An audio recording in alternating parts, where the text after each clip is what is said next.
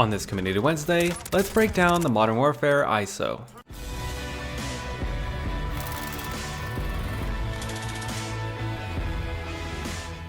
When the ISO was first introduced to Warzone, I remember dropping into Verdansk and finding a legendary variant on the floor. I picked it up and I lost a fight to someone with the X16.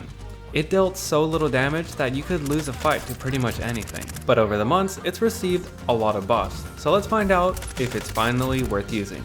In my recommended build, we're using the FSS Nightshade, the GI Mini Reflex, the F-Tac Vagrant Stock, 50 round drums, and the F-Tac Elite ISO Grip. If you want to reload a little bit faster, you can use sleight of hand instead of the stock or the grip. But now let's get into the stats, starting with mobility. It has an absolutely great ADS time at 200 milliseconds, and its reload and reload add times are close enough that you don't need to worry about saving one bullet in the mag, but they're not the greatest either, they're pretty average. And with its mag cap of 50, you may find yourself reloading a little too often. And its movement and sprint speeds for an SMG are kind of disappointing. Its movement is above average, but its sprint speed is average, which means unless you're using an LMG, you're probably going to be using your longer range weapon to run around the map. Its sprint and attack sprint out times though are pretty great at 120 and 160 milliseconds. And its stability is 2T, but its bullet velocity is 909.1 meters per second, which is absolutely amazing and is one of the higher SMG bullet velocities. And its rate of fire is 14.63 rounds per second or 877 rounds per minute, which is really great. So it gets a mobility score of 38. Its recoil isn't the tightest, but it is very consistent and it just is a diagonal line, which means you can control it really well up to 50 meters.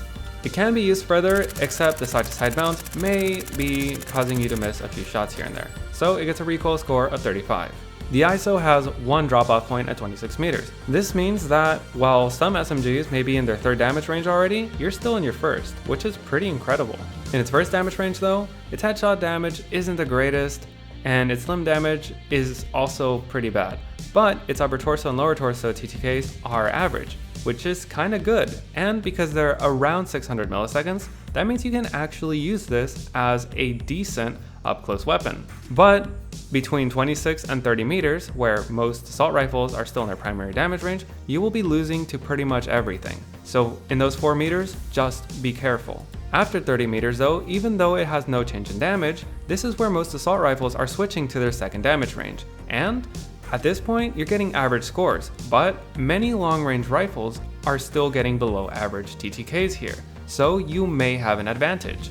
This points to the ISO being pretty good at a sniper support role. So even though it gets a damage score of 36.74, it will be behaving more like a 45. Just remember that in those 4 meters, you will be at a severe disadvantage to many other weapons. So it gets a final score of 109.74. The ISO is a really interesting case. It may not have the best mobility, but its bullet velocity and rate of fire, combined with its recoil, is just really great. And its TTKs just make it a great sniper support weapon. However, there are other weapons that exist, like the MP7 or the LC10. And while they may not have the same bullet velocity, they do have better recoil and better movement speeds. And while their damage ranges may not stretch out as far, they do have better TTKs in certain areas. And even the new CX9 that just got added, it seems a lot like an upgraded ISO. It has slightly better TTKs and sprint speed, but a lot less bullet velocity. So while that bullet velocity is really great for longer ranges, you gotta remember that this is an SMG and is gonna be pretty much your sidearm.